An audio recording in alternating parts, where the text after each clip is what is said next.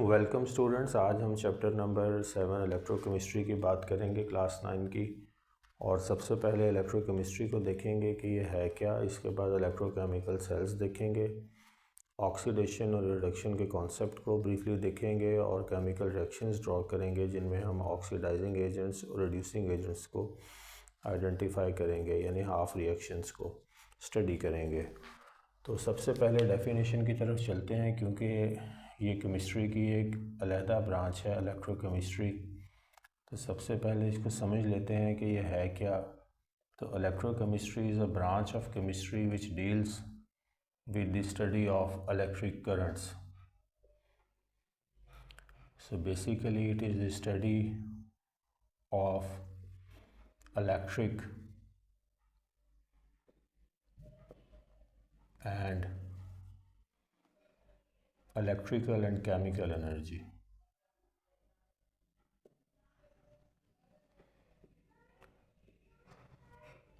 दूसरे लफ्ज़ों में आप इसको कह सकते हैं, it is a branch of chemistry which deals with the relationship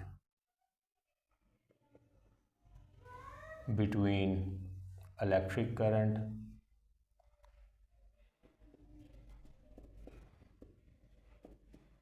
and chemical changes due to the electric current.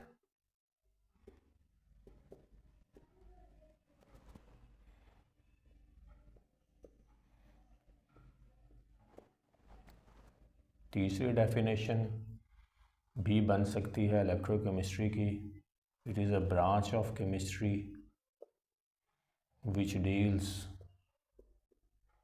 With electrolysis or breakdown of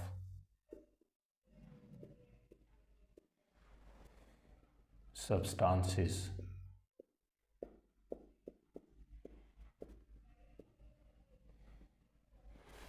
तो ये तीन डेफिनेशन मैंने लिखी हैं। एक चौथी डेफिनेशन भी इसकी बन सकती है, branch of chemistry which deals with the study of redox reactions.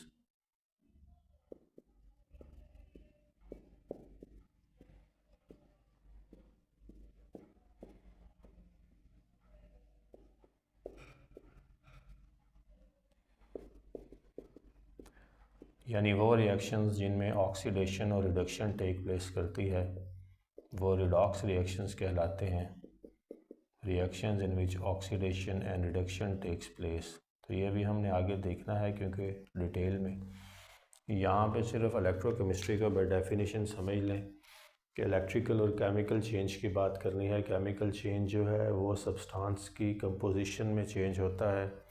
एक सब्सटेंस टूट के या एक सब्सटेंस किसी दूसरे सब्सटेंस से मिलकर कोई नई चीज़ बन जाता है, तो दैट इज़ केमिकल एनर्जी। उसमें कंपोजिशन चेंज होगी, फॉर्म भी चेंज हो जाती है, स्ट्रक्चर भी चेंज हो जाता है साथ ही, लेकिन बेसिकली फ़िज़िकल चेंज जो है वो सब साथ केमिकल चेंज के हो जाती है। लेकिन प्राइमरीली जो है केमिकल चेंज की जब बात करें तो उसकी मिसाल आपको मैं यहाँ पर देता हूँ कि मिसाल के तौर पर जब जिंक मेटल रिएक्ट करे क्लोरीन गैस के साथ, तो जो रिएक्शन फॉर्म, जो प्रोडक्ट फॉर्म होगी वो ZnCl2 है, जिसको जिंक क्लोराइड कहेंगे।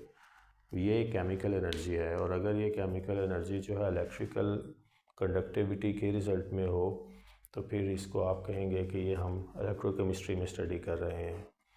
तो the study of electrical and chemical energy या इलेक्ट्रिकल एंड केमिकल चेंज, दोनों बातें की जा सकती हैं। एनर्जी के साथ आप चेंज को भी सब्स्टिट्यूट कर सकते हैं, यानी इलेक्ट्रिक करंट गुजारा और उसके रिज़ल्ट में कोई तब्दीली रूनुमा हो गई, जैसे कि यहाँ हुई है, तो एनर्जीज़ जो हैं वो चेंज ही लेके आती हैं। तो इलेक्ट्रिक करंट के रिज़ल्ट में जो केमिकल चेंज आती है सब्सटेंसेस में, वो जो है हम स्टडी करते हैं इलेक्ट्रोकेमिस्ट्री में। दूसरे लफ्ज़ों में इसको आप ये भी कह सकते हैं कि जब हमने किसी चीज़ में से, किसी सब्सटेंस में से इलेक्ट्रिक करंट गुजारा और उसमें जो कीमियाई तब्दीलियाँ हुई, वही बात मैंने दूसरे लफ्ज़ों में लिख दी है, यही केमिकल रिएक्शन। एक और केमिकल रिएक्शन ड्रॉ करके देख लें। मिसाल के तौर पर डाइसोसिएट करें किसी सब्सटेंस को, ये कैल्शियम कार्बोनेट है, इसको अगर हम ब्रेक करें तो ये Ca+2 अपने आयंस में ब्रेकअप होगा क्योंकि आयनिक स्पीशी है। तो ये कैल्शियम कार्बोनेट को जब हम डाइसोसिएट करा लें अगर बिजली की मौजूदगी में, यानी बैटरी या एक्सटर्नल एनर्जी का सोर्स जो है, इलेक्ट्रिक करंट का सोर्स देकर इसको किसी सेल में डालें और ये ब्रेकअप हो जाए अपने रिस्पेक्टिव आयंस में या रिस्पेक्टिव एलिमेंट्स में, तो फिर ये इलेक्ट्रोकेमिस्ट्री है। और इसी तरह से इसकी तीसरी डेफिनेशन है कि ब्रांच ऑफ केमिस्ट्री का लफ्ज़ मैंने यहाँ इंटेंशनली छोड़ दिया है, जब केमिस्ट्री का लफ्ज़ लग गया है तो बाय डिफ़ॉल्ट केमिस्ट्री की ब्रांच है which deals with the electrolysis और ब्रेक डाउन ऑफ सब्सटेंसेस। जब इलेक्ट्रिकल एनर्जी, इलेक्ट्रिकल करंट की बात होगी या करंट की बात होगी या आयंस की बात होगी, जब इलेक्ट्रॉन्स और प्रोटॉन्स की बात होगी, नेगेटिव आयंस की और प्रोटॉन्स की यानी पॉजिटिव आयंस की, तो बाय डिफ़ॉल्ट इलेक्ट्रिकल एनर्जी की बात ही हो रही होती है, क्योंकि जो इलेक्ट्रिक करंट है वो इन्हीं दो सब एटॉमिक पार्टिकल्स से की कंपोजिशन है। तो इसलिए हम इसको ऐसे भी लिख सकते हैं, branch of chemistry which deals with electrolysis और ब्रेक डाउन ऑफ सब्सटेंसेस। चौथी डेफिनेशन जो है वो भी इन्हीं डेफिनेशंस को अख़ज़ करके बनाई गई है कि study of branch of chemistry which deals with the study of redox reactions, वो रिएक्शंस जिनमें ऑक्सीडेशन और रिडक्शन टेक प्लेस करती है। रेड फॉर रिडक्शन है और ऑक्स फॉर ऑक्सीडेशन है। और बेसिकली हमने यही रिएक्शंस जो हैं ऑक्सीडेशन और रिडक्शन के ही स्टडी करने हैं।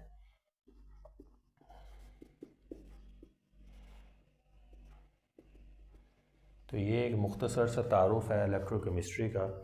अब इसमें बुनियादी बातें जो हैं वो मैंने आपको बता दी हैं।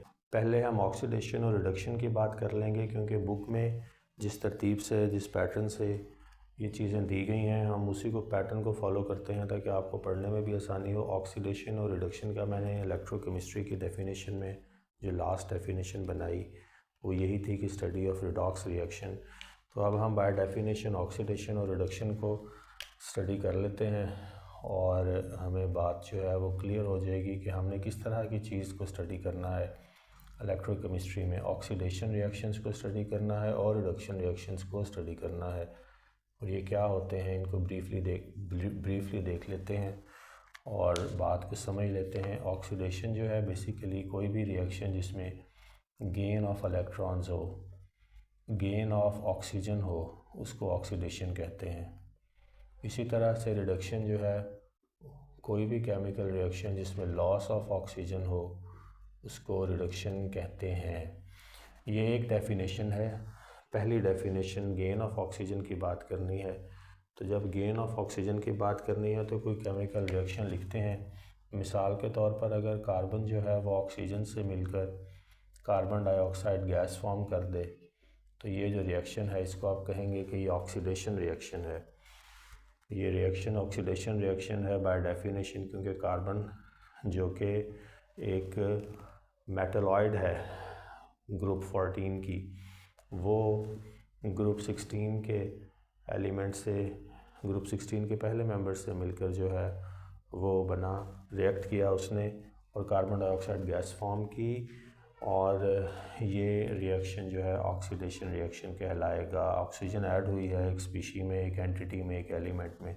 इसी तरह से लॉस ऑफ ऑक्सीजन अगर करवाएं, इसी रिएक्शन में से अगर आप लॉस करवा दें कार्बन डाइऑक्साइड को, हम ब्रेक कर लें उसके रिस्पेक्टिव एलिमेंट्स में, कार्बन में और ऑक्सीजन में, इसी रिएक्शन को उल्टा दें तो ये लॉस ऑफ ऑक्सीजन है। यही रिएक्शन जो है वो रिडक्शन रिएक्शन भी कहला सकता है, जब हमने कार्बन डाइऑक्साइड यानी प्रोडक्ट को ब्रेक कर दिया उसके रिस्पेक्टिव एलिमेंट्स में। तो ये पहली डेफिनेशन है। दूसरी डेफिनेशन जो है वो होगी हाइड्रोजन के कॉन्टेक्स्ट में बात। तो ऑक्सीडेशन में लॉस ऑफ हाइड्रोजन होता है। अगर कोई केमिकल रिएक्शन हो जिसमें हाइड्रोजन लूज़ हो रहा है किसी एलिमेंट से या स्पीशीज़ से, तो वो आप ऑक्सीडेशन कहेंगे। और अगर गेन हो रही है हाइड्रोजन तो फिर आप उसको रिडक्शन रिएक्शन भी कह सकते हैं। क्या मतलब यह है कि और भी नाम होंगे उस रिएक्शन के, लेकिन अगर ऑक्सीडेशन और रिडक्शन के कॉन्टेक्स्ट में बात करनी है तो फिर जो है उसको इस तरह से लॉस ऑफ हाइड्रोजन को ऑक्सीडेशन और गेन ऑफ हाइड्रोजन को रिडक्शन रिएक्शन भी कह सकते हैं। लॉस ऑफ हाइड्रोजन करवाते हैं, हाइड्राइड बनाएं पहले कोई, यानी हाइड्रोजन से रिएक्शन पहले गेन करवाएंगे ताकि हम बना के देख लें। हाइड्रोजन जो है वो किसी भी मेटल में ऐड ऑन हो जाती है। ये ग्रुप वन का पहला एलिमेंट है बाज़ाब्ता तौर पर। हाइड्रोजन ग्रुप वन के ऊपर प्लेस्ड है लेकिन बाज़ाब्ता मेंबर नहीं है। लिथियम जो है ये मेटल है, पहला एलिमेंट है ग्रुप वन का पीरियोडिक टेबल में। अगर आप देखें तो ये हाइड्रोजन से मिलकर एक हाइड्राइड फॉर्म करेगा, Li लिथियम और LiH नेचर का एक हाइड्राइड फॉर्म करेगा। तो ये यहाँ पे जो है वो हाइड्रोजन जो है वो गेन हुई है। ये केमिकल रिएक्शन जो है ये बैलेंस्ड इक्वेशन नहीं है, पहले इसको बैलेंस कर लेते हैं। हाइड्रोजन यहाँ पे 2 हैं, यहाँ पे 1 है, तो इसके पीछे भी 2 लगेगा और यहाँ लिथियम के पीछे भी 2 लग जाएगा। तो ये केमिकल रिएक्शन अब बैलेंस्ड है।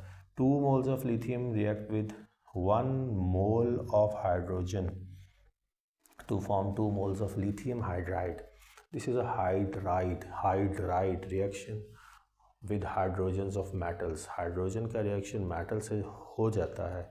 Metals do react with hydrogen and when they react hydrides are formed. This is a hydride of group 1 element, lithium hydride. Equation को बैलेंस किया सिंपल इंस्पेक्शन मेथड से। ये गेन ऑफ हाइड्रोजन है, lithium में hydrogen add on हुई है, तो आप कहेंगे कि ये एक रिडक्शन रिएक्शन है। इसी तरह आप इस हाइड्राइड को ज़रा ब्रेकअप करवाएं अगर, जो कि ये बिल्कुल मुमकिन है, तो फिर लिथियम +1 और हाइड्रोजन जो है ये -1 में ब्रेकअप होगी। तो ये जो है लॉस ऑफ हाइड्रोजन हुआ। लिथियम से अब हाइड्रोजन जो है वो एक्सट्रैक्ट करा लिया गया, निकाल लिया गया, तो इसको आप कहेंगे कि ये जो है ऑक्सीडेशन रिएक्शन है। अब यहाँ ये भी याद रखिएगा, जो केमिस्ट्री के स्टूडेंट्स हैं वो कहेंगे कि ये हाइड्रोजन जो है ये -1 है, इस पे यहाँ पे चार्ज तो अमूमन इस पर +1 चार्ज होता है, यानी ये एक इलेक्ट्रॉन लूज़ करने की सलाहियत रखता है। यहाँ इसने एक इलेक्ट्रॉन गेन किया जो लिथियम ने दिया है। बहरहाल ये तफसील से आगे बात होगी। नेगेटिव आयन भी फॉर्म करता है हाइड्राइड्स के केस में हाइड्रोजन। तो जब भी हाइड्रोजन का रिएक्शन मेटल्स के साथ होगा, हाइड्रोजन का ऑक्सीडेशन स्टेट या हाइड्रोजन पे जो चार्ज है वो -1 होगा, +1 नहीं होगा। तीसरी डेफिनेशन अगर हम देखें इसकी ऑक्सीडेशन की, तो वो है लॉस ऑफ इलेक्ट्रॉन्स, और यही मोस्ट इम्पॉर्टेंट डेफिनेशन है। इलेक्ट्रॉनिक एक्सचेंज में ही हम ज़्यादातर स्टडी करते हैं। गेन ऑफ इलेक्ट्रॉन्स हो तो उसको रिडक्शन कहेंगे किसी भी एलिमेंट में, मॉलिक्यूल में, कंपाउंड में, सब्सटेंस में।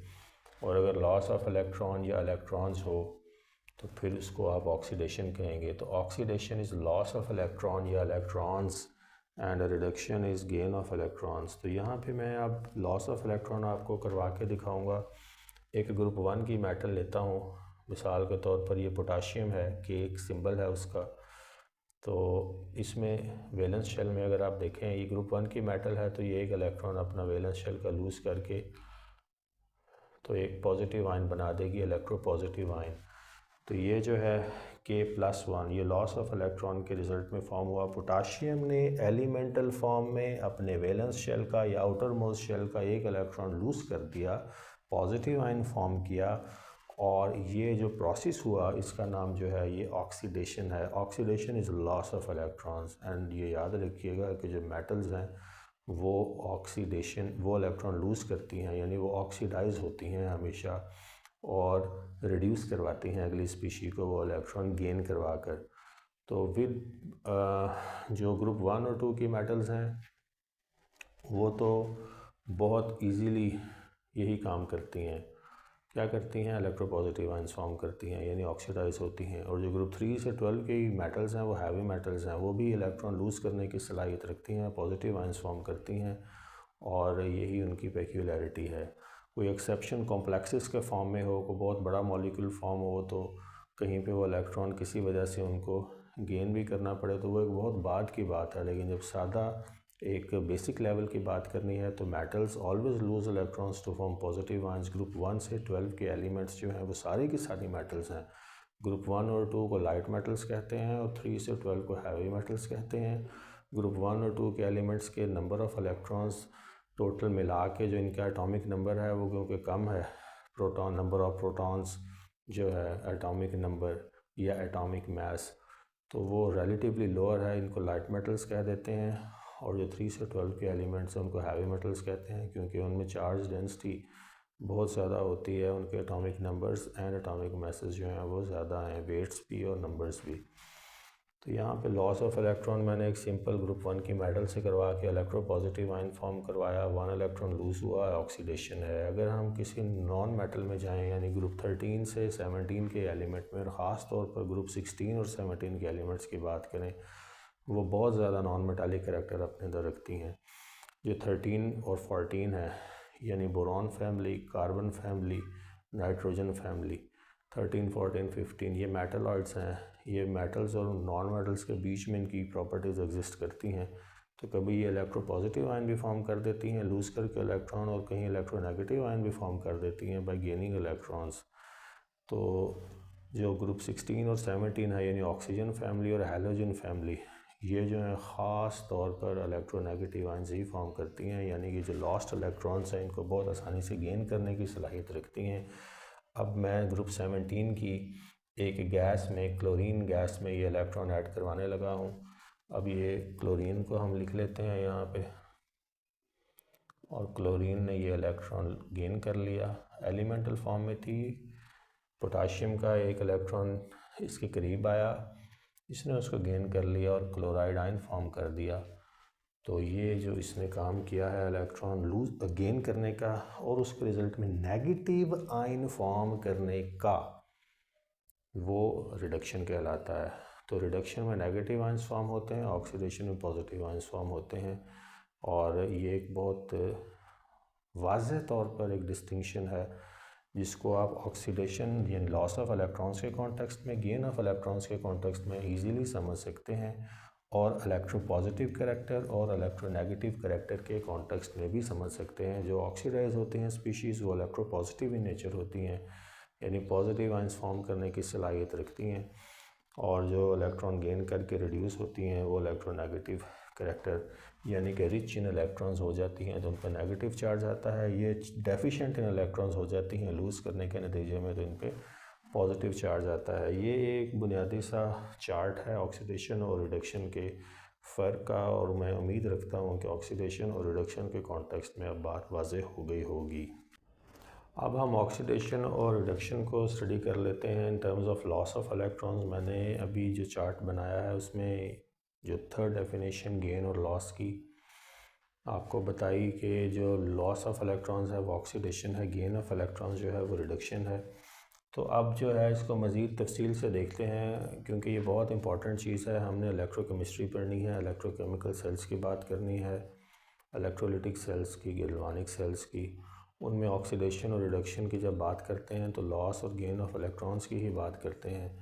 हम एडिशन ऑफ ऑक्सीजन या रिमूवल ऑफ हाइड्रोजन के कॉन्टेक्स्ट में नहीं देखते क्योंकि वो वहाँ पे वैलिड नहीं रहती बातें। तो लॉस और गेन के टर्म्स में हम स्पेसिफ़िकली कुछ रिएक्शंस ड्रॉ करते हैं, और जब उनको ड्रॉ करेंगे तो फिर साथ हम देखते जाएंगे कि यहाँ पे क्या हो रहा है। पोटाशियम जो है इसको अगर एक ये पोटाशियम को मैंने यहाँ पे रिएक्ट करवाया है ब्रोमीन से। Potassium is a metal of group 1, bromine is a non metal of group 17। Product form हुई है पोटाशियम ब्रोमाइड। अब यहाँ पे अगर हमने ऑक्सीडेशन और रिडक्शन की बात करनी है, कोई भी केमिकल एक्टिविटी जब होती है उसमें लॉस और गेन ऑफ इलेक्ट्रॉन्स होता है क्योंकि जो बॉन्ड फॉर्म होता है वो इलेक्ट्रॉनिक एक्सचेंज के रिज़ल्ट में ही होता है, चाहे एक स्पीशी डोनेट करे या दोनों डोनेट करें, लेकिन इलेक्ट्रॉनिक एक्सचेंज ज़रूर होती है। तो जब इलेक्ट्रॉनिक एक्सचेंज होती है तो फिर जो है वो ऑक्सीडेशन भी है और रिडक्शन भी है इलेक्ट्रॉन्स के कॉन्टेक्स्ट में। तो फिर यहाँ पे हमने यहाँ पे ऑक्सीडेशन और रिडक्शन की बात करनी है कि कौन सी स्पीशी ऑक्सीडाइज हुई है, कौन सी स्पीशी ने इलेक्ट्रॉन लूज़ किए हैं और कौन सी स्पीशी ने इलेक्ट्रॉन गेन किए हैं। तो सबसे पहले ऑक्सीडेशन देखते हैं। तो ऑक्सीडेशन के लिए सबसे आसान काम तो ये है कि आप मेटल को आइडेंटिफाई कर लें अगर, तो फिर आपको पता लग जाएगा कि मेटल ने ही ऑक्सीडाइज हुए होना है। और जो नॉन मेटल है यानी 13 से 17 तक के एलिमेंट्स और ख़ास तौर पर 16 से 17 के नॉन मेटल जो हैं उन्होंने ही इलेक्ट्रोनेगेटिव आयंस फॉर्म किए होने हैं और उन्होंने ही इलेक्ट्रॉन गेन किया होना है। लेकिन अगर नहीं ये बात समझ आती या मुश्किल लगती है तो फिर कुछ चीज़ें हैं वो जहन में रखनी पड़ेंगी, और वो ये है कि हमें इनके ऑक्सीडेशन नंबर असाइन कर लें अगर हम, तो फिर हमें ये बहुत आसानी से पता लग जाएगा कि ये जो है ये कौन सी स्पीशी ऑक्सीडाइज हुई है और कौन सी स्पीशी रिड्यूस हुई है। एलिमेंटल फॉर्म में इन पे चार्ज ज़ीरो होता है किसी भी स्पीशी पे या एलिमेंट पे या मॉलिक्यूल पे, ये याद रखें बात। तो यहाँ पोटाशियम पे ज़ीरो और ब्रोमीन भी एलिमेंटल फॉर्म में है तो इस पर भी चार्ज या नेट चार्ज ज़ीरो है। और यहाँ पोटाशियम ब्रोमाइड में ऑक्सीडेशन अगर हमने निकालनी है नंबर्स, तो आपने ये देखना है कि पोटाशियम किस ग्रुप का मेंबर है, 1 का, तो इस पर कितना है +1। ब्रोमीन 17 की है तो 17 के जो मेंबर्स हैं जब मेटल से रिएक्ट करते हैं तो इन पर चार्ज होता है -1 का। तो यहाँ पे जब ये हमने ऑक्सीडेशन नंबर असाइन कर लिए तो फिर हम ये आइडेंटिफाई कर लेते हैं कि ये ऑक्सीडेशन कहाँ हुई है और रिडक्शन कहाँ हुई है। तो अभी तक ये रूल्स भी साथ आ गए हैं, बताने अब ज़रूरी हैं। तो यहाँ पे ये बात याद रखें कि जब हमने ऑक्सीडेशन नंबर असाइन करने होते हैं ON, तो ऑक्सीडेशन नंबर प्योर एलिमेंट्स जो हैं उनका ऑक्सीडेशन नंबर 0 होता है। यहाँ पोटाशियम भी प्योर एलिमेंटल फॉर्म में है, ब्रोमीन भी, यानी नेट चार्ज इन पे है ही नहीं है तो ऑक्सीडेशन नंबर 0 हुआ। और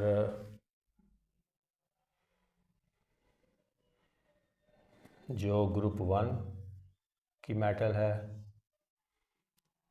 उस पर +1 होता है चार्ज हमेशा, कंपाउंड फॉर्म में या एलिमेंटल फॉर्म में अगर चार्ज हो तो कितना होगा +1। और जो ग्रुप 17 की मेटल है, नॉन मेटल है सॉरी, उन पे -1 होता है जब वो रिएक्ट करते हैं किससे, मेटल से। तो ये आपने बात याद रखनी है, ये दो बातें। Group 17 have an group 1 elements of group 1 will always show an oxidation state of +1, either they will be have an oxidation state of 0 in pure elemental state। ये तो सब के लिए एक तय असूल है ही है। लेकिन अगर कहीं पे चार्ज आना है उस पर, जैसे कि यहाँ कंपाउंड फॉर्मेशन में इलेक्ट्रॉनिक लॉस और गेन के कॉन्टेक्स्ट में जब बात करनी है तो फिर 1 वाले हमेशा एक इलेक्ट्रॉन लूज़ ही करते हैं और +1 ही इन पे चार्ज होता है। ये ज़रूर बात हमेशा याद रखें। तो ये +1 इस पे मैंने इसलिए लगा दिया। और ग्रुप 17 की मेटल्स, नॉन मेटल्स जो हैं वो उन पे -1 होता है कब, जब वो मेटल से रिएक्ट करती हैं। तो they always will have an oxidation number of -1 when they react with metals. So this is very important.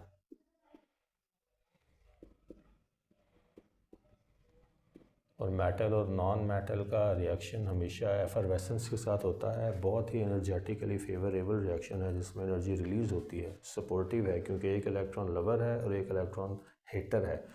जो हेटर है वो उसने ऑक्सीडाइज होना है और जो लवर है उसने रिड्यूस होना है। तो यहाँ आप देखें कि ये ऑक्सीडेशन है। अब हमें ऑक्सीडेशन रिएक्शन आइडेंटिफाई करना आसान है। जिसने अपना इलेक्ट्रॉन 0 से +1 में, 0 से +1 में, 0 से +1 में, सो ऑक्सीडेशन नंबर का मतलब ये है कि इसने बॉन्ड फॉर्म करने में कितने इलेक्ट्रॉन लूज़ या गेन किए हैं, यही ऑक्सीडेशन नंबर है बाय डेफिनेशन। ये कोई कॉम्प्लेक्स बात नहीं है। तो यहाँ पे पोटाशियम ने 0 से +1 में गया, यानी पहले इसका ऑक्सीडेशन नंबर 0 था, +1 हो गया, यानी इसने न्यूट्रल स्टेट से +1 में चला गया। एक इलेक्ट्रॉन अपने वैलेंस शेल से इसने रिलीज़ कर दिया। तो ये है कि आपने ऑक्सीडेशन फिर किसकी करवानी है, ऑक्सीडाइज कौन सी स्पीशी हुई, पोटाशियम। क्यों? क्योंकि ये 0 से +1 में चली गई, यानी कि पहले एलिमेंटल फॉर्म में थी, इसने अपने आयन बना दिया, एक इलेक्ट्रॉन लूज़ करके +1 में चली गई। तो ये है ऑक्सीडेशन हाफ रिएक्शन या ऑक्सीडेशन। और रिडक्शन जो है इसके अगेंस्ट वो ब्रोमीन हुई, ब्रोमीन रिड्यूस हुई। ब्रोमीन 0 से -1 में चली गई, उसने एक इलेक्ट्रॉन अपने वैलेंस शेल में, आउटर मोस्ट शेल में ऐड करवा लिया, तो वो क्या हो गई, रिड्यूस हो गई।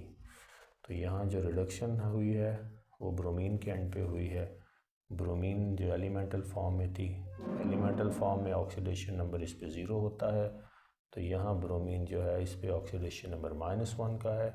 तो -1 जो ऑक्सीडेशन नंबर है वो कैसे इस पे आना है, एक इलेक्ट्रॉन गेन करके। जो पोटाशियम ने एक इलेक्ट्रॉन लूज़ किया वो ब्रोमीन ने गेन कर लिया और -1 का एक ब्रोमाइड आयन फॉर्म कर दिया। तो ये ऑक्सीडेशन और रिडक्शन को हम इस तरह से आइडेंटिफाई करते हैं। अभी इसकी मज़ीद एग्जांपल्स भी देखते हैं। अब मैं एक ग्रुप 2 का एलिमेंट लेता हूँ, ग्रुप 2 की मेटल, मिसाल के तौर पर ग्रुप 2 की पहली मेटल जो है वो बेरिलियम है। इसका रिएक्शन करवाता हूँ ग्रुप 17 की किसी नॉन मेटल से, क्लोरीन से फॉर एग्ज़ाम्पल।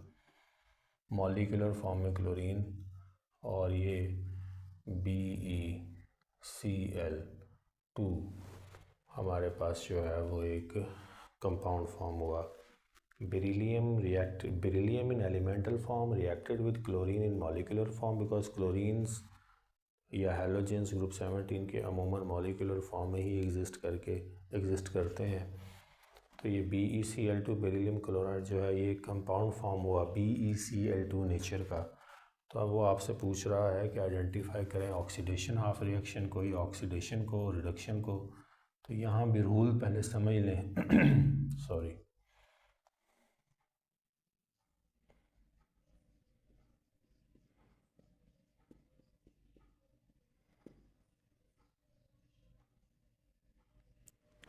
तो ये यहाँ पे रूल आपने देखना है कि बेरिलियम ग्रुप 2 की मेटल है, पॉजिटिव आयन फॉर्म करती है मेटल, ये बात तो हो चुकी है।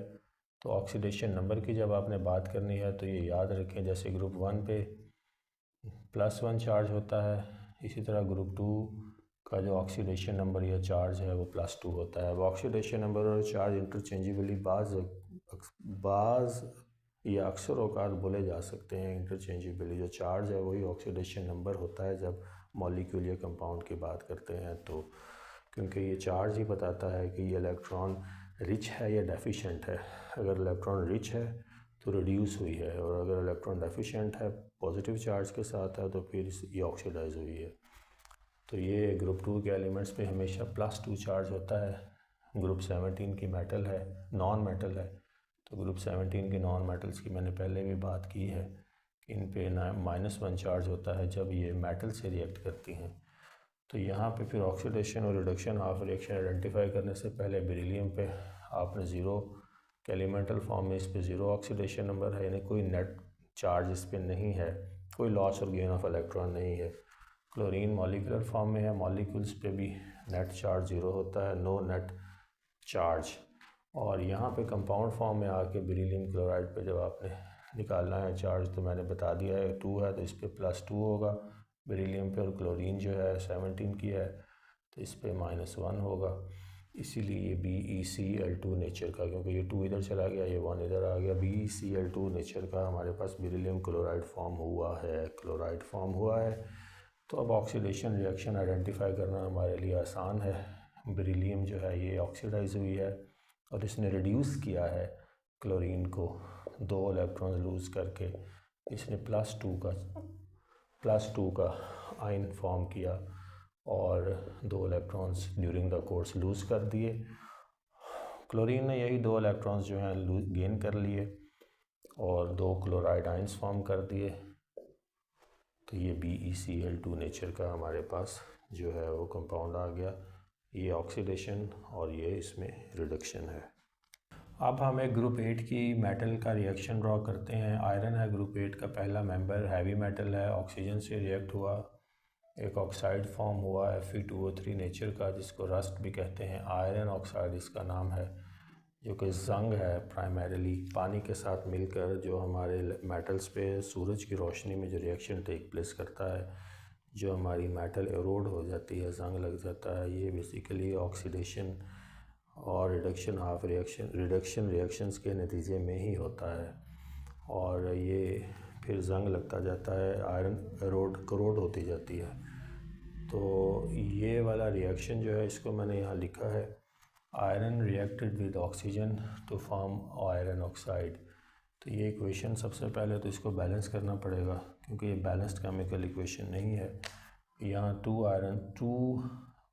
एटम्स ऑफ आयरन है, तो इसके पीछे 2 लगा दें। यहाँ ऑक्सीजन्स 3 हैं, यहाँ 2 हैं, तो ये 6 करनी पड़ेंगी। यहाँ भी 3 लगाएं, यहाँ 2 लगाएं और यहाँ अब 4 लगाएं। तो अब देखें तो 2 इंटू 2 4 आयरन्स हैं, राइट एंड लेफ़्ट पे 6 ऑक्सीजन्स हैं और लेफ़्ट पे 6 ऑक्सीजन्स हैं राइट पे। एक बैलेंस्ड केमिकल इक्वेशन है। अब हम देखते हैं ये है इसमें कि कौन सी चीज़ ऑक्सीडाइज हुई है, कौन सी चीज़ रिड्यूस हुई है, यही चीज़ हमने स्टडी करनी है। और मेटल है तो ये ऑक्सीडाइज ही हुई होगी, ये बात तो मैंने आपको बता दी है। चाहे लाइट मेटल है चाहे हैवी मेटल है, होगी ऑक्सीडाइज ही। और यहाँ पे आप देखेंगे कि iron is a metal of group 8, it's a heavy metal, and oxygen is a non metal of group 16 first member and a gas. तो यहाँ पे जो रिएक्शन टेक प्लेस किया है इसमें ऑक्सीडेशन और रिडक्शन को आइडेंटिफाई करते हैं। ऑक्सीडेशन नंबर्स असाइन करने पड़ेंगे पहले हमें, और ऑक्सीडेशन नंबर्स असाइन करने के बाद हम इस बात पर जो है बाज़ाब्ता तौर पर आइडेंटिफाई कर पाएंगे हाफ़ रिएक्शंस को, oxidation half reaction and reduction half reaction. तो यहाँ मेटल है ग्रुप 8 की, तो ये बेसिकली जो है मेटल्स मैंने आपको बताया है lose electrons to form positive ion.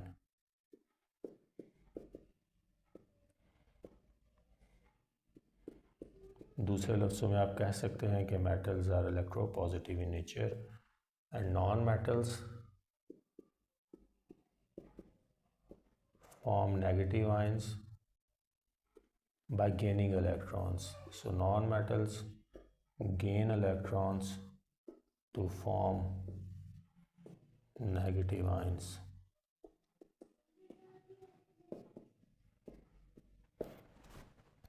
यहाँ पे फिर अब आयरन है ग्रुप 1 और 2 के, तो बिल्कुल मैंने आपको बताया कि 1 के एलिमेंट्स जो हैं मेटल जो हैं वो एक इलेक्ट्रॉन ही लूज़ करती हैं, लिथियम से लेके लास्ट 1 तक, सीजियम तक, और ग्रुप 2 जो है बेरिलियम से लेके लास्ट 1 तक 2 ही इलेक्ट्रॉन लूज़ करने की सलाहियत रखते हैं। लेकिन जो 3 से 12 तक के मेटल्स हैं ये वेरिएबल ऑक्सीडेशन नंबर्स शो करते हैं। तो ये भी आपने बात याद रखनी है कि जो group 3 metals of group 3 to 12 show variable oxidation numbers, इनका कोई फिक्स नहीं है, डिपेंड करता है कि किस एलिमेंट या स्पीशी के साथ ये बॉन्ड फॉर्म कर रहे हैं। अब यहाँ पर थोड़ी सी कॉम्प्लिकेशन बाज़ दफ़ा हो जाती है। आयरन ग्रुप 8 का मेंबर है और यहाँ पे अब इसका ऑक्सीडेशन नंबर हमें यहाँ से फाइंड करना पड़ेगा केमिकल रिएक्शन से ही। एलिमेंटल फॉर्म में 0 है, ऑक्सीजन पे भी मॉलिक्यूलर फॉर्म में और एलिमेंटल फॉर्म में 0 ही होता है। ये एलिमेंट है और ये मॉलिक्यूल है, तो दोनों पे नेट चार्ज 0 है। यहाँ आप देखना पड़ेगा, तो ऑक्सीजन की बात आपने कर लेनी है। ऑक्सीजन जो है इसका ऑक्सीडेशन नंबर जो है वो सिवाय चंद एक्सेप्शंस के जो कि बहुत ही रेयर हैं, ये -2 ऑक्सीडेशन स्टेट ही शो करता है, और ये -2 में ही आपने इसको एज्यूम करना है जब भी आपने ऑक्सीडेशन नंबर निकालना है। वो जो एक्सेप्शन है वो मैं आगे कहीं बता दूंगा जहाँ ज़रूरी हुई। यहाँ इसका आपने -2 एज्यूम करना है। तो ये बात भी साथ आप पॉइंट ऐड ऑन कर लें कि oxygen show -2 oxidation state in general. तो जब इसका -2 हमें पता हो तो फिर आप Fe2O3 में आयरन का निकाल सकते हैं। उसका तरीका भी समझ लें। ये पूरा मॉलिक्यूल है तो इस पर नेट चार्ज 0 है, तो इसको 0 से इक्वेट कर लें। Fe2O का हमें Fe यानी आयरन का हमें नहीं पता, इसको वैसे ही लिख लें। ऑक्सीजन के 3 एटम्स हैं और हर ऑक्सीजन पे -2 ऑक्सीडेशन स्टेट है, बीच में प्लस का साइन डाल दें, इज़ इक्वल टू 0। तो यहाँ से आप निकाल लेंगे आयरन पे Fe2 -6 is equal to 0, Fe2 is equal to 6. So for each iron atom you have to divide 6 by 2. So for each iron atom it's going to be 3. So this is how you can find oxidation numbers whenever required. तो यहाँ oxygen पे -2 है मैंने आपको बताया, और iron पे उसके हमने यहाँ से फाइंड कर लिया है +3 है।